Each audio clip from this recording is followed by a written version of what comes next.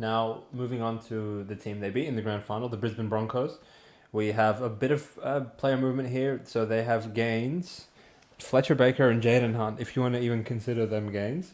They're not gains. And they have lost Kurt Capewell, Herbie Farnworth, Tom Flegler, and Keenan Palacio. So, in terms of player movement, look, I don't think their roster is ever going to be as good as it was last year in terms of they got Walsh quite cheap.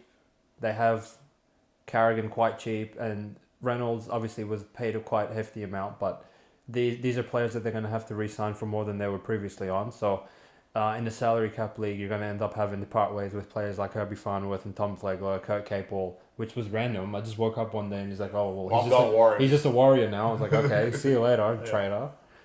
He didn't win it, so he left. Yeah. He's like, "Fuck." Well, he said he really wants to win a premiership. That's why he's going to Warriors. I'll save that take for later. But, what do you think in terms of the player movement and their chances? Big losses. I think Herbie Farnworth. They're going to put Cobbo to centre, Mariner to the wing, something like that. Yep. That's not great.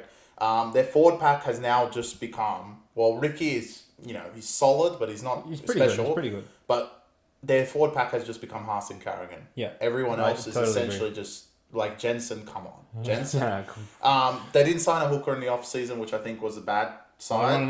Billy. They still got Billy, do it for your daddy, but he's just not that player. Yeah. Maybe they bring my boy Corey Pates back because I think he's amazing, but they'll never bring him back. Apparently, he's dead in Kevin Walters' eyes.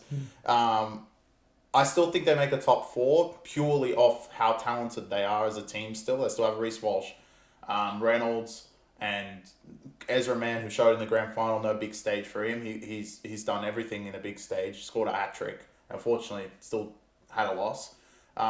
But they will need other players to step up. Cobbo has to have a big season at centre, same as Stags. Not be on and off. They need to be elite. Firing week after week, right? Yeah. But I've got Broncos in the top 4. I think they have enough games, especially at Suncorp. The other thing for them is they do lose Haas, Carrigan, and probably Walsh in the Origin period, but they probably just have enough to beat the Idiots if they do have that period because they have Reynolds.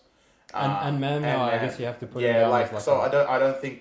And Stags, he's never going to get selected again, so he's still there, right? For New South Wales. Maybe Cobbo will, but not Stags. Cobbo will get picked. Yeah, so they still have enough to beat them, and it seems like every other game they played Suncorp anyway. So I think that was a big reason last year that they got a lot of wins. Obviously, they were very talented. Might be the most talented team we've seen in the modern era. That's I know. Bit bold. I think they were the most talented team last year. Oh yeah, they were the best team last year until the last 20 minutes of the grand final. Sure. So yeah, I still got them in the top 4. Big losses though. Are they going to win it? Probably not. But they're still going to be very competitive. I would either have them on the edge of the 4 or just in the 4, maybe like 3rd or 4th. I think they do take a step back from last year. They caught lightning in a bottle last year. They had all these players that they've just lost. And I think their forward pack, which was like probably the most dominant unit in the sport last year, now all of a sudden is much more Haas and Carrigan dependent than it even previously was.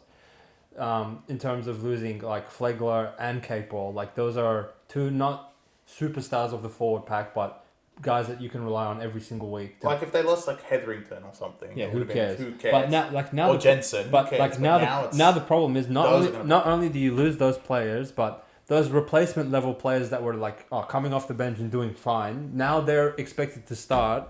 So not only do your starters get shitter, but your bench gets shitter because you don't have the capacity to be signing players. I don't know. Fletcher Baker goes on the bench. Yeah, like he's literal Baker. So wow, they lost Baker. Oh wow. Yeah, okay, they don't have 2 butchers and a Baker anymore. That's huge for us. But look, still in terms of top heavy talent, Reece Walsh, Payne Haas, Patrick Carrigan, Adam Reynolds, Cobbo, Stags. Kevy, I rate him as a coach. I think he really turned around the culture of the club, and they really set themselves a high standard last year. So even though they're a young team and sometimes you'd be a bit worried about that, I believe that they're a bunch of ballers and they will go out and fight every week to keep their name that they created and their label from the previous season. So still competition, wouldn't say heavyweights, but they're definitely a factor in the premiership race. That's what I would say about Brisbane. Like we said with Panthers, the competition's like condensed. So I think there's there's a bunch of teams that we'll get to that are much more competitive, and there's a bunch of teams that have kind of regressed a bit.